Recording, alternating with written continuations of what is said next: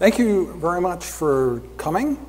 As some of you know, I spoke about the course just about exactly a year and a half ago on December 13th, 2012. And I've tried to sort of tailor this presentation for the audience that might actually come here and whether it was similar to the audience then, and I think it is to a large extent, although the two faculty who were there, Fiona Bamforth and Todd Chaba, aren't here today, but there are a lot of you guys. There's a lot of students and residents when I spoke on that occasion. But there's a video of that, and you may recall there's a web page with extensive background, and that all still exists. So I'm not going to repeat what I did in 2012. I'm going to instead, because a course about the future that remains static is not valid, I'm going to tell you what we're actually changing, what's new in 2014, or new in the fall of 2014. And those things fall in the general area of space, regenerative medicine, and large touch screens. And you think, well, those things have nothing to do with each other. I need kind of a cohesion, something to bring this all together. And surprisingly, Leonard Cohen sort of does that. So I'm going to talk to you a little bit about Leonard Cohen also. I have no conflict of interest. The objectives: to show you how the LabMP 590 course, Technology in the Future of Medicine, is morphing and changing to remain relevant, including the new areas of space, regenerative medicine, large interactive touch screens in pathology. And to show you counterintuitively, it's probably something you felt coming to this lecture, that I'm going to talk about the future. You've got a lot of concerns with the present and kind of, resistant to being forced to wrestle with the future. And so you may feel two things. One is a resistance to change, and the second is nostalgia for the things that you learned during your training, sort of the old-fashioned knowledge in the field. And surprisingly, I'm going to tell you that we're at a point where both of those things are extremely valuable. And you should actually act on those feelings that you have of nostalgia for old knowledge and resistance to change. And finally, I'm going to update you on the progress since my last Grand Rounds presentation here. And those two links at the bottom are the video of that presentation and a whole lot of background, including the slide set for the presentation. Who am I? Most people know me as the father of the Banff classification, which began in 1991. So it's been 23 years since I did that. And it's an ongoing consensus generation process that is worldwide and is the only game in town globally. There is nobody else, no other entity creating classifications in solid organ transplantation. We are the only people doing that. And lest you think that standardization is good, remember that Stalin standardized things. A lot of bad people have standardized things. So you need to standardize things with intellectual freedom, with everybody feeling that their input is respected and listened to. So we've been doing a lot of that for the past 23 years. This is where that meeting, the Banff classification meeting, began. There were 24 people at the first meeting. It's grown a lot since then. And the course, which I'm about to tell you about, is a direct extension of the need to be technologically, adept, right on top of things in generating consensus worldwide, which we've done now for 23 years. In the beginning was by fax. Most of you don't know very much about fax, but we were spending like $15,000 to $20,000 on fax per year, and then suddenly that stopped, and the internet and the web came and so on. But that really is directly what led me to creating this course. There was always the push that I needed to know more about technology than the people that I was serving, because they expected us to be generating this worldwide consensus in the best way we possibly could, using the best technology of the time. The Banff classification, many of you probably know about its aspects. It has lesion scoring. It has a very fun sort of process of how the consensus is generated. I think we're the only meeting that you would know of where very often several hour blocks every day are set aside just for generating consensus. So no scheduled talks, nothing, just everybody in a room coming to some conclusion about some important medical point. And unlike every other consensus generation or visioning session you've ever been to, where you have a professional facilitator who knows everything about generating consensus and nothing about the subject that you're talking about, we have never done that. So we've always used physician experts to moderate, to lead the consensus discussion. And that means that those physician leaders have to be willing to give up their fixed ideas that they came into the room with and shift with the will of the audience. So these are some of the milestones in the Banff classification. I won't go through them one by one, but one thing that is quite important is that all the stakeholders are represented in this consensus generation process. And that makes it different, for instance, from the heart classification, which in the beginning we thought we were copying. They were a year before us, and people said, hey, these heart pathology people have generated this global consensus classification. Shouldn't we do the same thing? So in the beginning, I believed we were copying them. But in a very important way, we were not, because we included everybody. We included basic scientists, transplant surgeons, clinicians, pathologists, pharma, odd things like the immune tolerance network, regulatory agencies. Everybody who had a stake was included in our meetings and played a role in the consensus that we generated. For 22 years, we had no structure. We were not a society, we were not a company. We had no structure. We just had the benign guiding hand of Dr. Solez and Rackison running the thing, and that was it. And ultimately, it didn't seem like that was a good long-term plan. That's no succession plan, really, if you've got no structure at all. So in 2013, we created a nonprofit Swiss foundation, the Banff Foundation for Allograft Pathology. The Banff papers, the papers coming from the meeting, have been highly significant. They're amongst the top cited papers in the top journal in Transplantation, and you can see how the number of citations has grown and remains high today. And you can see all the different places in the world in which there are Banff-related papers. So it really is truly global.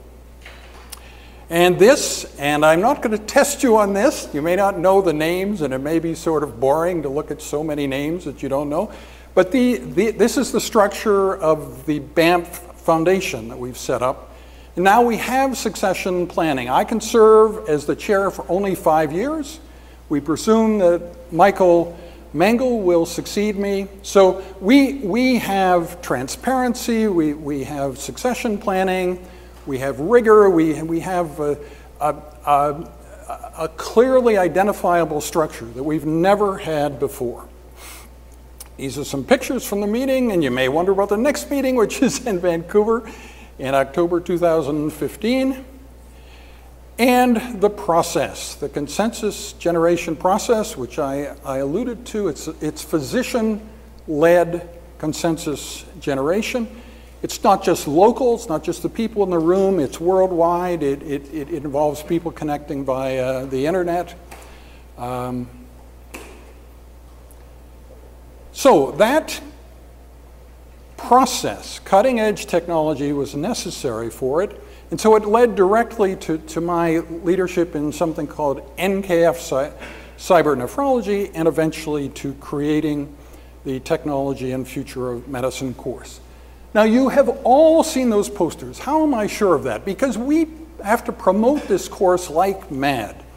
And if you may wonder what one outcome of this presentation could be, is if you guys help me promote the course, then I don't have to create so many thousands of posters and find all the legally possible places to put them up.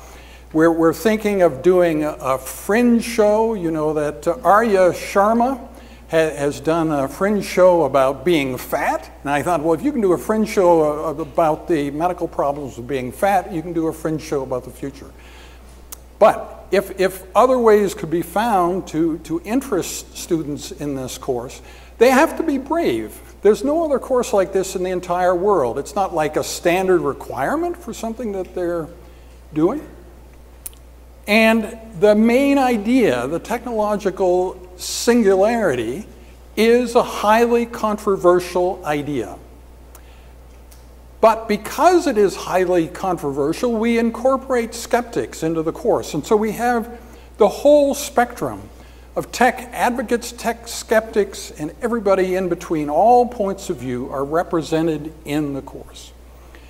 The singularity, and as I tell you about this, some of you may feel an immediate resistance to this idea, that either you think it's wrong, or even if it's right, you don't want to think about it anymore.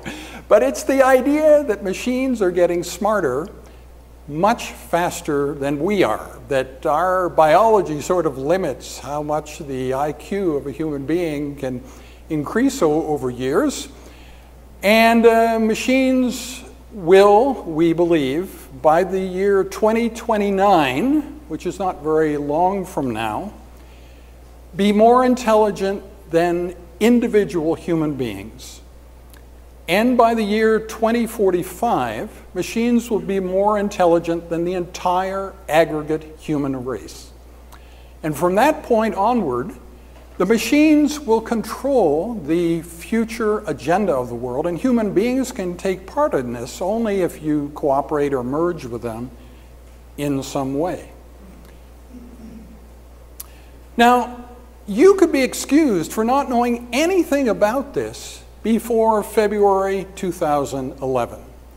Because before that, it was not really in the mainstream of human consciousness in the Western world. But two things happened that month. There was a front page article about it, a cover article on Time magazine, and in the TV game show Jeopardy, a computer, Watson, beat the top human contenders. And progressively, over 3 days, this wasn't just a fluke, an accidental thing.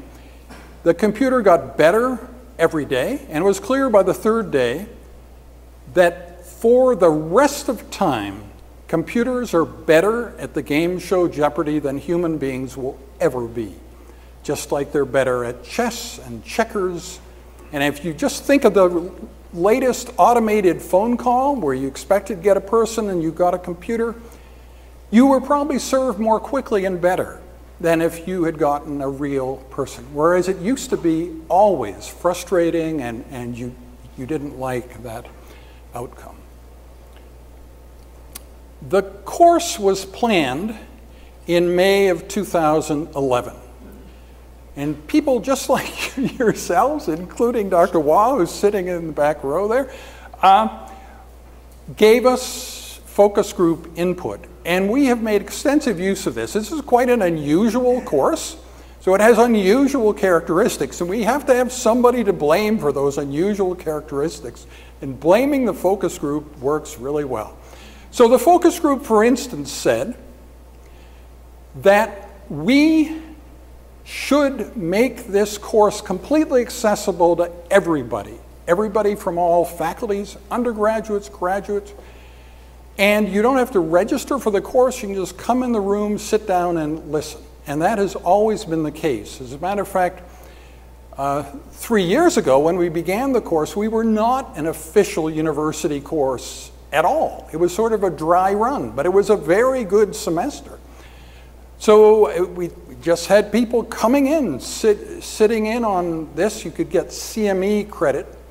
And so that's how it has gone. The other thing that the focus group said is that I should tell the students everything. I said, well, should I hold back? Should I make it mainly good news so they leave every class saying, oh boy, the future's going to be great?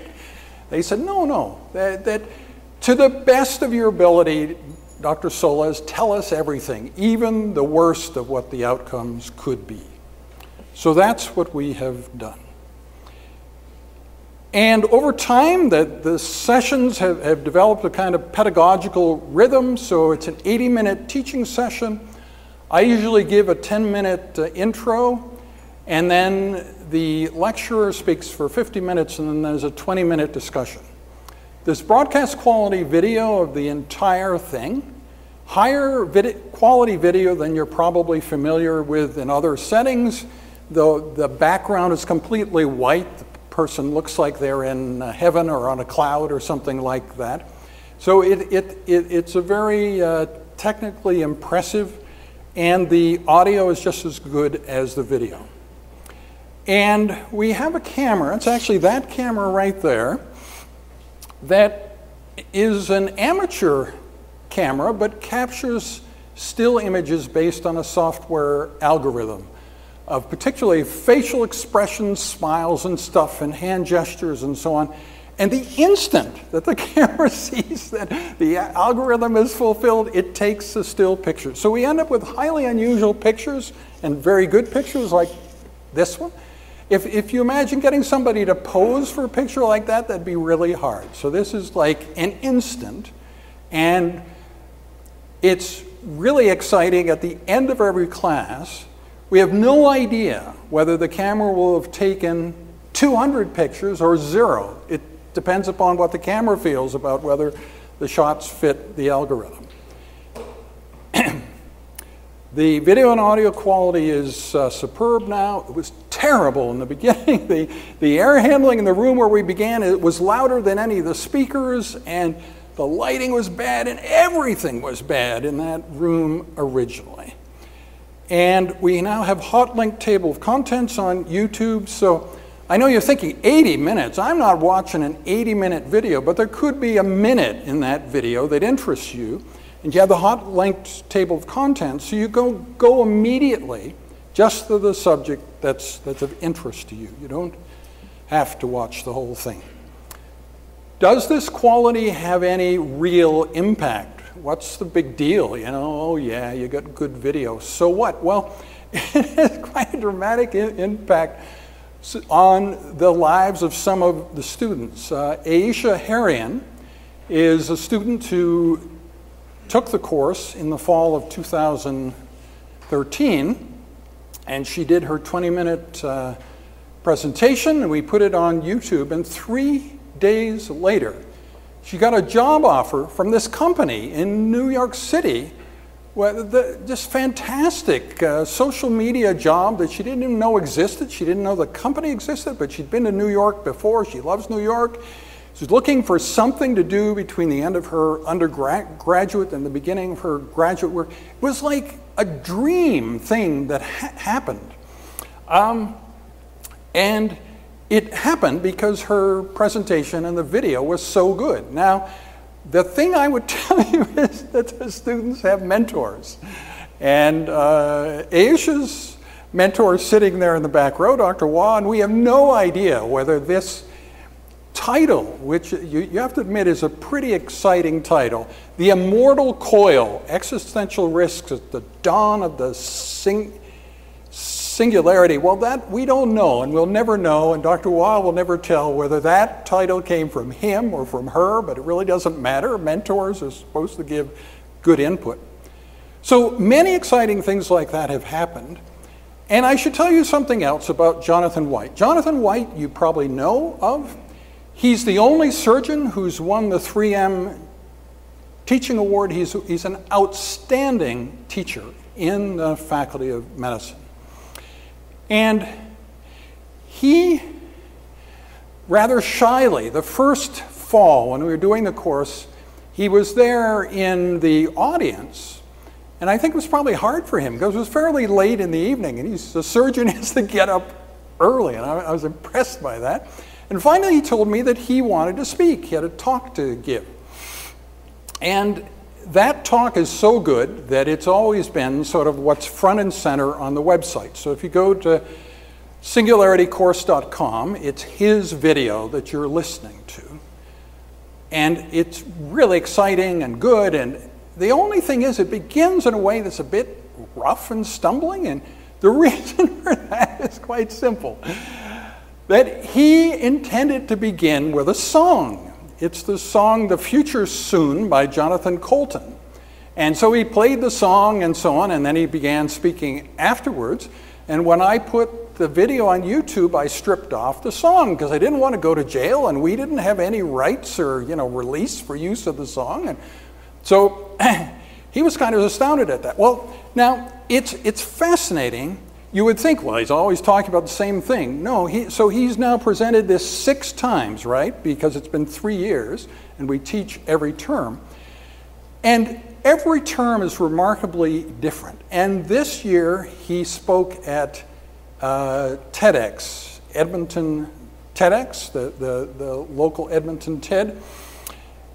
And finally, his life sort of came full circle. He realized he can't show the recorded version of the song, but he could sing it.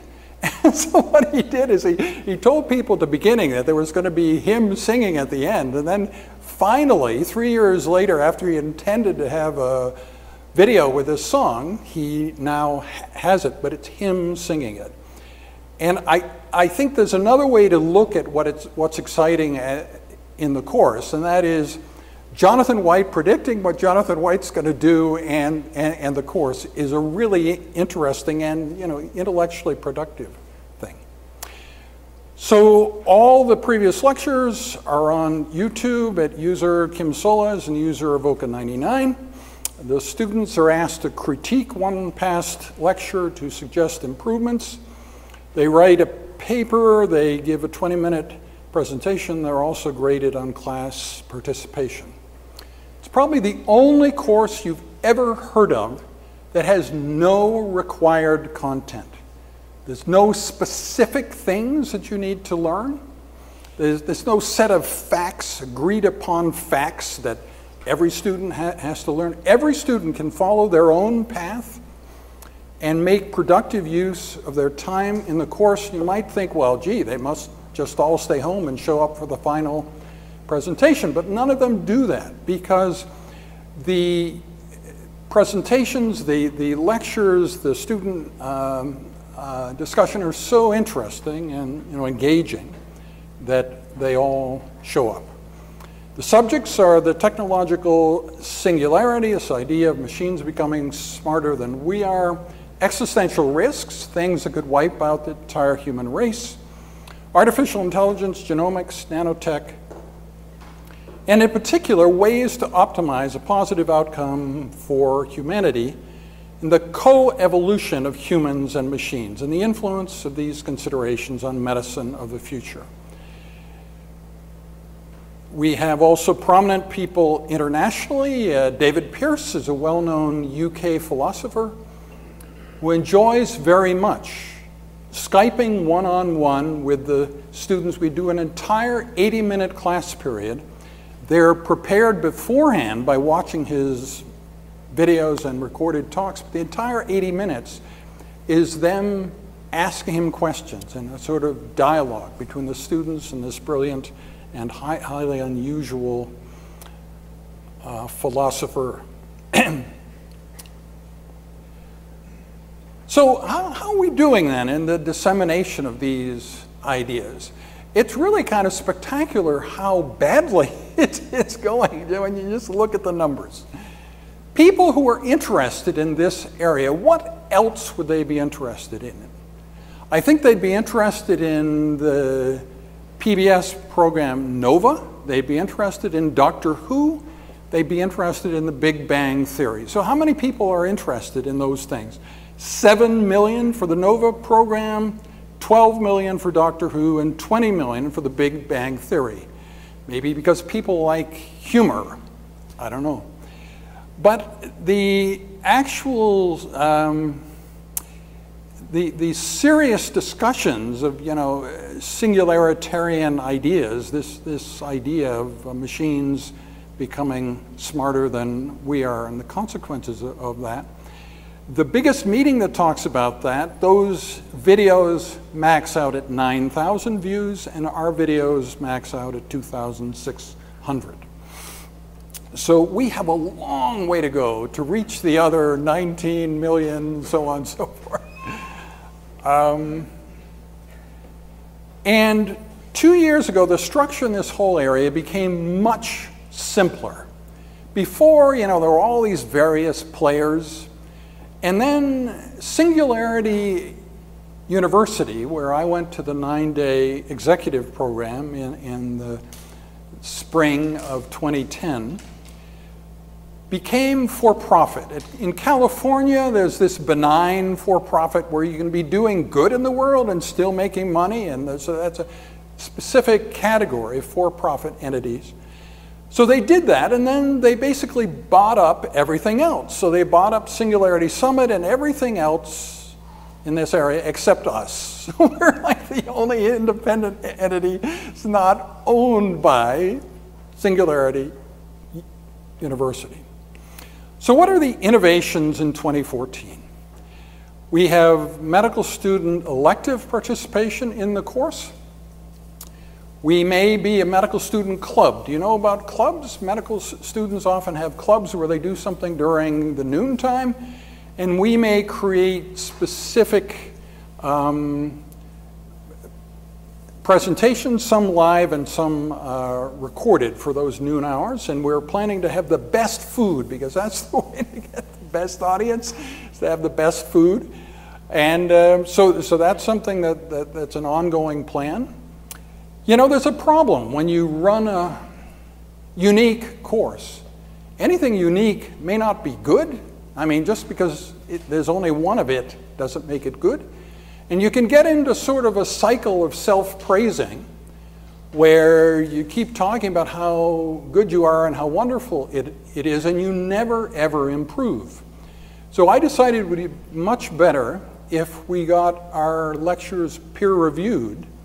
And that has been very, very productive. So we take these broadcast quality videos, we ask prominent people out there to tell us, how could this be improved? What's wrong with it? Is there too much content? And we've gotten very good feedback that way. I said we're the only course like this in the world. That's not quite true. In the last year, there's been a course in Budapest, Hungary, called Social Media in Medicine that does talk about some of the same things. And we are cooperating with that course. Their students work with our students and so on. The other exciting thing, which I think you'll be inspired by, is the person who directs that course is 29 years old. And it's not just barely, I mean, he doesn't turn 30 until the end of this year. He's an MD, PhD, who's really packed a lot of life experience into a very young life. And so it's quite exciting, our collaboration with his course and with his activities. Okay, so let's get back to those areas that I told you about that were new. Stem cell, regenerative medicine, space, and large touch screen pathology aspects. And why did I mention Leonard Cohen? Well, when I talk about the large touch screen, you'll find that the company involved is called Fimic, and they're in Helsinki, Finland. And then you'll find that I went there and I visited them, it seems a ridiculous thing to do, to fly all the way to Finland. So I didn't do it just for that. I had planned a long time ago, since in 2008 I ran a very big international Leonard Cohen event here with major performance at the Windspear and many well-known artists. And we're planning something even bigger than that in 2016. So every 2 years is something called the International Leonard Cohen event. And in 2014, it was in Dublin. So I already had this planned trip to Dublin. I just went to Finland as a kind of side trip to that. So you see, that's how Leonard Cohen has contributed to the richness of everything I'm going to tell you about these large touch screens, you see. It's all very good. And the robotic dog, which those of you who came early experienced, that's the same robotic dog that visited Leonard Cohen with me in November 2005. And he had a lot of thoughts about the dog, which I'll tell you about later. You may have had some thoughts about it. So I've talked about this idea of the singularity, but what is the singularity for you? I mean, when this technology thing happens, how is it going to affect you?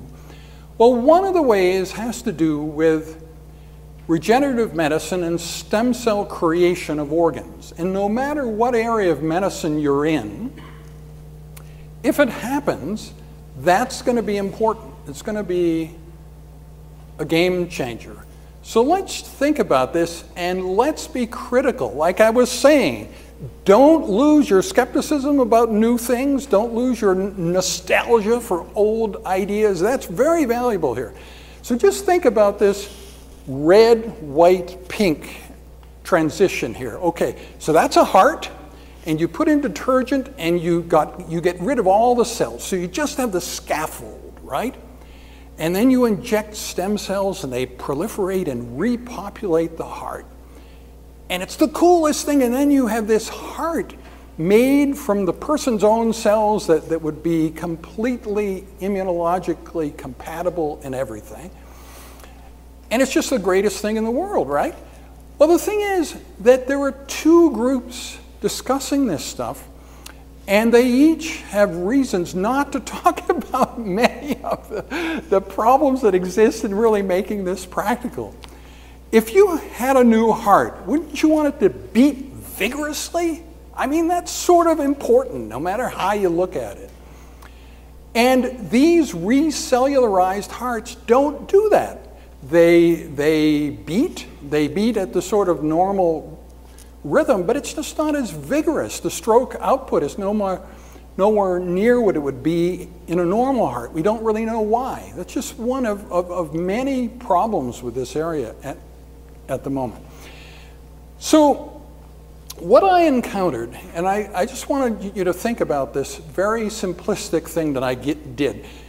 This year, in May and July, there were two meetings in San Francisco, and I went to both of them. So the one in May was a regenerative medicine meeting, and the one in July was a transplantation meeting. But they both talked about regenerative medicine stem cell stuff. And so what was very odd is all the things that didn't get discussed. So at the regenerative medicine meeting, there were no problems discussed. I mean, it was just successes discussed. And why is that? It's because it was in California. As you may know, California is this unusual environment where they have special, funding, earmarked funding for stem cell research. And as long as people keep voting it in, it'll keep coming. But they'll only keep voting it in if they think that the research to date has been remarkably successful. So if you have a meeting there, it has to be success followed by success. And everybody who's a Californian think, hey, this is great, and I'm going to vote them in next time and give them scads of money. Meanwhile, back at real life of the transplantation meeting, the end of July, same city, even similar part of the city. So they're giving up. They're playing dead. They're saying, oh yeah, you know, this stem cell biology is going to make redundant everything we do, make redundant everything we know, full stop. Nothing about, so we're going to learn about it, or so we're, no, it's we're giving up. It's going to make us redundant. We're dead now because, you know, they're going to be able to make organs from stem cells, and we can't, you know, do anything to possibly compete with that. And what's in between, what's not discussed, is really important, and I think immediately interesting because it makes use of the stuff that you already know. Now, the spectacular dynamics influencing the pace of stem cell generation of organs, it is really, I don't know if you think medical politics is a valid thing to engage in, but this is like a fascinating development. So there were YouTube videos, they've now been removed, but a lot of people watch them, suggesting that stem cell generation of complex organs like kidney, liver, so on, would be routine by 2020. So that's in just 6 years. It'll be routine. Everybody will be doing it. And the enormous problems that exist so far in these areas were not discussed at all. And they are biggies. When you recellularize one of these decellularized scaffolds, you cannot get all the endothelium back. You can get at the most maybe 80%, and the rest of it clots like mad. So you have this enormous problem. As soon as blood flow starts, the whole thing starts to clot. So you can make a sort of anticoagulant surface of the entire blood vessels, but then they're not normally permeable. Cells can't traffic in the usual way. And the other thing is just getting the right kinds of cells. I was showing you that red heart going white and then turning pink, and just was like, wow, that's really cool, it's coming. But how do you know that those are the right cells? In the kidney, the easiest thing to do is to get the wrong cells in there. The easiest cells to populate the decellularized kidney with are proximal tubular cells, not just in the proximal tubule, but everywhere. So all the places where other cells used to be now are like proximal tubules, including, you know, glomeruli, collecting ducts, everything. And such a kidney probably doesn't work, right? And the other thing that's really easy to do in the kidney, and I think there's similar, you know, analogies in other organs, is to create a kidney lacking loops of Henle. So that thin loop of Henle is necessary to concentrate the urine. So if I put a brand new gleaming kidney into you that lacks loops of Henle, you will pee out all your body water in an hour and a half and be dead, right? So these are really important problems. Now, you would think maybe that this is an area where, you know, the FDA should kind of lighten up and not be so, you know, restrictive on their edicts and make it possible to allow stem cell research and stem cell products to proceed more rapidly without such regulatory hurdles. But the biggest threat to human health that the FDA faces is stem cell tourism. If you think of all the rational and normal people you know, people with good decision making, they still are fans of like a sports star or a singer or somebody, and they're really impressed with what that person does. And if that person goes to Mexico or China or something to get some marvelous cure with some poorly documented stem cell therapy, they become really impressed with that and they want to do the same thing. And so it turns out that the FDA is spending enormous resources trying to protect people against these fraudulent claims of what stem cells can do. So it's very unlikely that they would just suddenly freely allow stem cell products to go forward. So there are many problems with stem cell generated organs not being discussed. And this is not just something for other people to think about. This has to do with you. Because whatever area you're in, there'll be stem cell proposals. You may know that right now there are 1,100 clinical trials involving stem cells in every organ system you can imagine. It's a very hot time for that. So the idea is you create this ghost organ, it's decellularized, you repopulate it, the patient's own cells, and it can be transplanted without fear of tissue rejection. But there are many problems not discussed. The fact, as I said, that it's hard to get the cells in the right places. Some important cells appear to be sort of the end of the line. Podocytes, which are the epithelial cells of the renal glomerulus, don't appear to be easy to culture and to make more of. They're sort of a terminally differentiated cell, like some cells in the brain, and it's hard to get them to divide. So it is, in fact, in complex organs, very hard to get the right types of cells in the right places. Kidney progenitor stem cells have been hard to find. The kidney work has tended to lag behind other organs. And as I said, it's easy to make kidneys that lack a loop of Henle that could produce lethal polyuria. And then you'll think of this word function. So people talk about recellularizing one of these scaffolds and then say, it functioned. Like you can think back to Frankenstein, it's alive, it's alive. But is it functioning normally? So actually, if it's peeing out a lot of urine, much more than a normal kidney would, that is itself a problem. It's a kind of function, but it's not going to be useful function. How do we figure this out?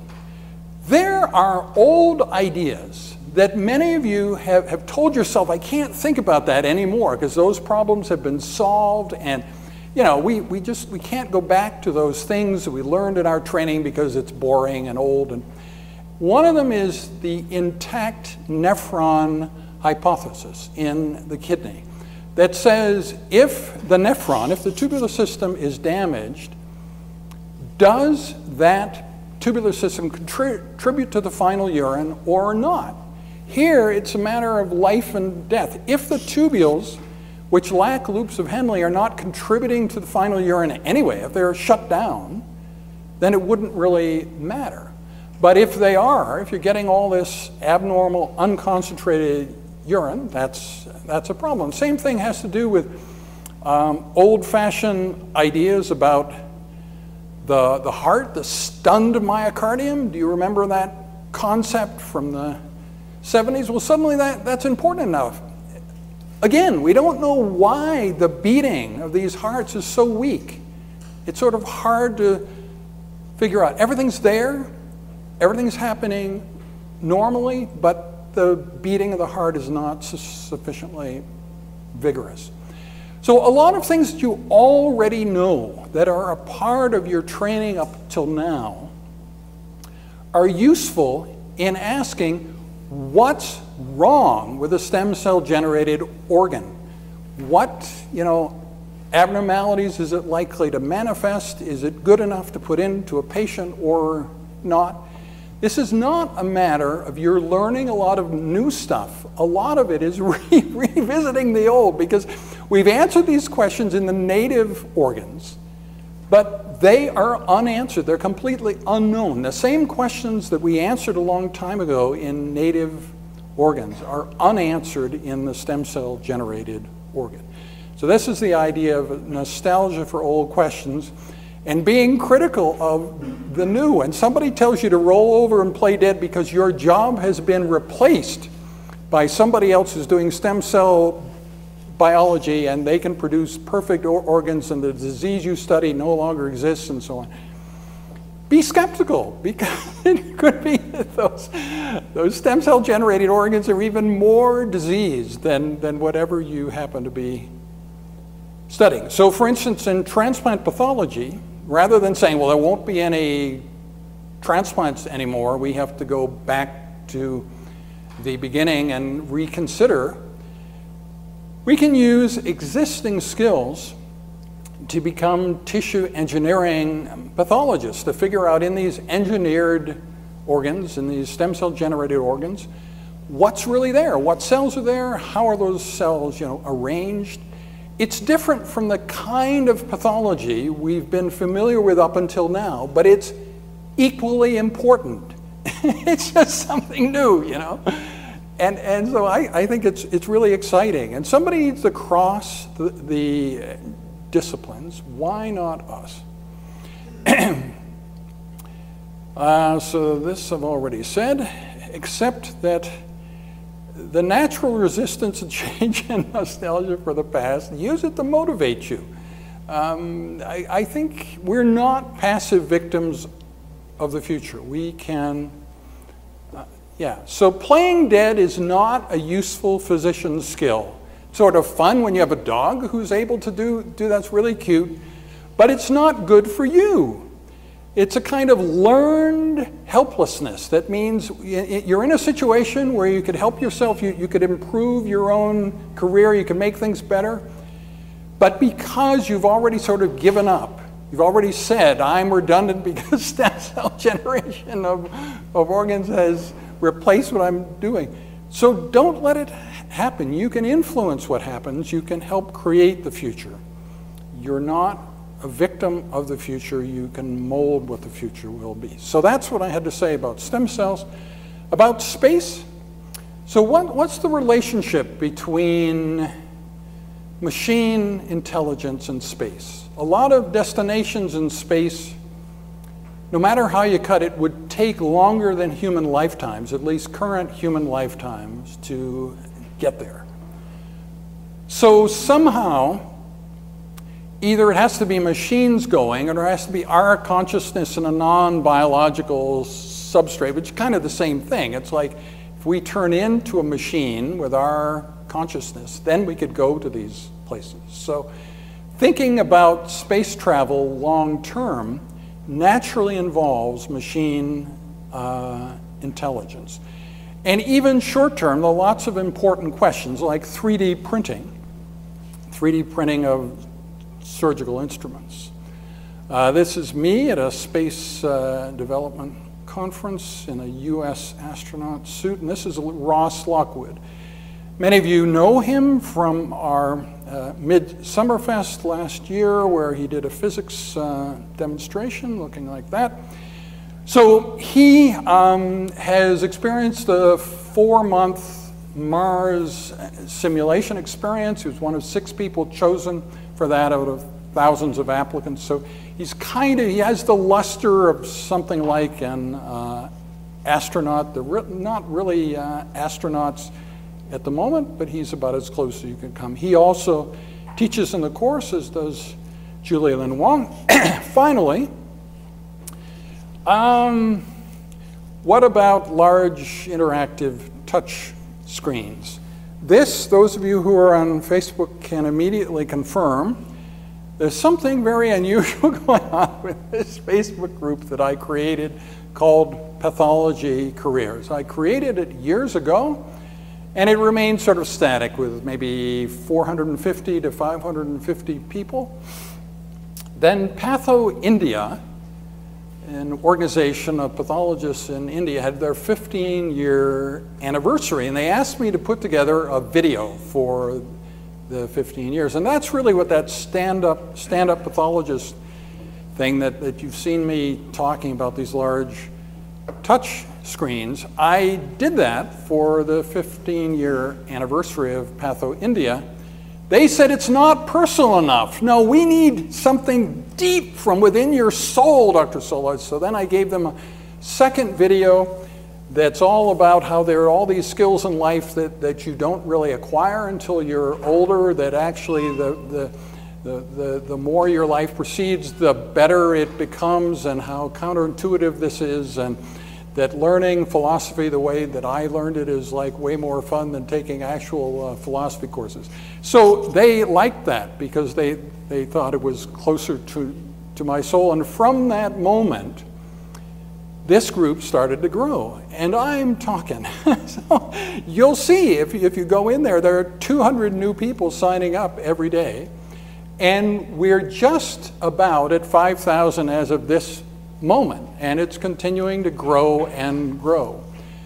So something about the combination of putting that touch screen there as the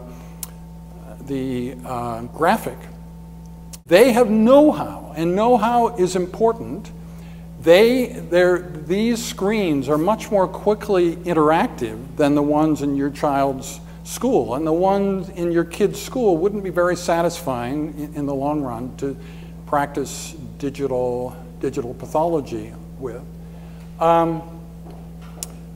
But anyway, so that's what I found out. They are the only entity in the world able to produce the more quickly interactive screens that have an infrared interface that allows it to follow hand gestures, and you can even do that if you don't touch the screen, but your hand is simply close to it. You can read about AI in books. The experience of it firsthand is more vivid, that you had with the Aibo dog there.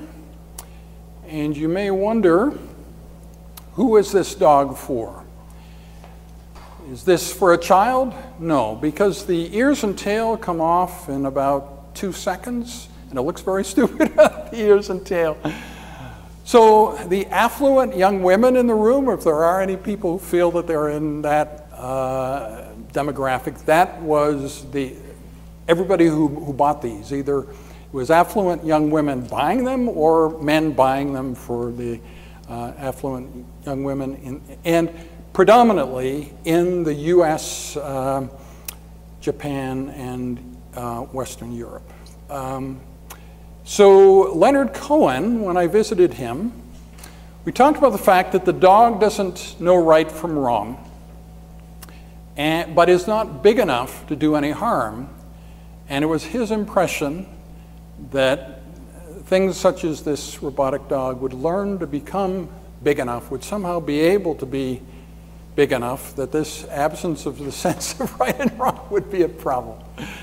And if any of you have in your pocket at this moment an Apple device or something from Samsung, it was created in Foxconn. And Foxconn in China has replaced 1 million human workers with 1 million robots. So in that sense, the Aibo has gotten big. It is doing something that's not totally positive. It's quite consequential. We pathologists, we study things that are very small and make the images of them big. We also need to think about it the other way. Take things very big, like the future of medicine, the future of the world, the future of human society. Where is this going? What can our role be in shaping it? And I solicit your suggestions on how to capture the imagination of the public to start everybody thinking about these matters. And I direct your attention to the last line here. There are components of this lecture in which you can become directly involved. And I mean that for every single one of you. It's not the same thing you can all do, but some part of it's relevant to you. And there's something you can do directly, and it will matter. It's not just going to be, you know, a drop in this amazing ocean where nobody will ever notice your efforts. There's one thing I believe, and that's the reason I keep putting up these posters.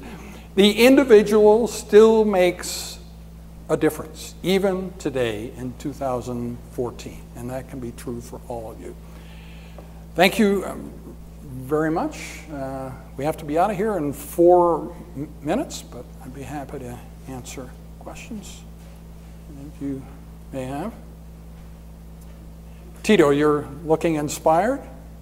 Well, I think it's you give a very good comprehensive lecture about what you've done in the last decades, and I think it's very interesting that you could actually summarize all of these aspects. Including Leonard Cohen, yes. Well, I think most of the times I think the singularity is correct. I don't really know exactly if the singularity which actually happening will be so technological how we think or how you think. Okay. Yeah. In this way, I think the singularity is scanned, but I don't know if it will be a pseudo technological singularity Right. or a non-technological singularity. But the moment that you think that this is not relevant to our lives today, think about drones. Right now they're sort of manned, but they're becoming more and more automatic. And they kill very efficiently. They're getting better at killing every day. So there are things in the sky where we don't have to wait for 2045. Right now, today, they're capable of being automated where they make the decisions about who to kill, and they're getting better and better at it. So in that sense, and I would also point out to you in a lot of positive ways, that you complain about automated phone calls, but the next one you accidentally find yourself in will probably be satisfactory, and you realize that machine answered my question a lot more quickly than any human could. It was just totally cool, you know. So there are more and more things happening like that. And you know, pathologists feel protected because right now there are no machines doing our work. But I tell people, I don't know how long it's going to be, 10 years, when some virtual microscopy system that's learned how to talk is going to turn to me and say, hey, Dr. Solez, you've been making a lot of mistakes recently. Haven't you noticed that? Why don't you just let me do it? You know, and from that moment. So that will come. And in fact, any human being who thinks they're in a job that a machine could not replace, you're probably entirely wrong. I don't think we can identify. And if you try to identify the ones you think a machine couldn't possibly do, let's take psychotherapy. There is highly successful machine-mediated psychotherapy right now. Because a lot of private things you don't want to discuss with another human being, you're totally cool with talking to a machine about these things. So it's kind of counterintuitive, but yeah. I think this way I would be a little more skeptical. If you go back on the movies of George Clooney's Up in the Air, right? Do you remember this movie? No. It came out, I think, a couple of years ago. Very nice movie, one of the best performances of George Clooney. It's very interesting because there were exactly the psychotherapy models as electronic models, and then he was the old-fashioned person giving practically yeah. Well, you see, that... And it's really interesting. If you go back, if you have the opportunity to watch yeah. this movie, it's interesting. But we all have a wish that our humanity will be meaningful forever. There's something about humanness that no machine could ever replace. I want that, you want that, we all want that. I'm just saying that the evidence isn't there. I understand why we all want this to be true, but the evidence that it's true is not very convincing. Okay, yes? Do AI technologies are smart enough to counteract? To counteract what? Electromagnetic pulses. Yes, yes. I think you can imagine Faraday cages, right? That's what you need so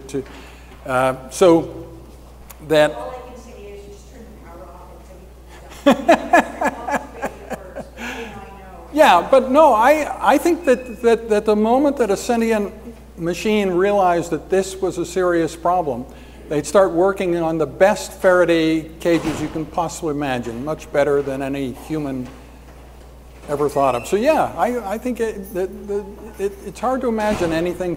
And pulling the plug, the reason that pulling the plug isn't the solution is that power is like, we're so antiquated about power. Everything else is moving forward quickly, but we don't have wireless power yet, but we will soon. It's just, I don't know why, nobody's, no geniuses have gotten interested in power, and it's way behind everything else. There was that Victoria's who had batteries powered by our own body.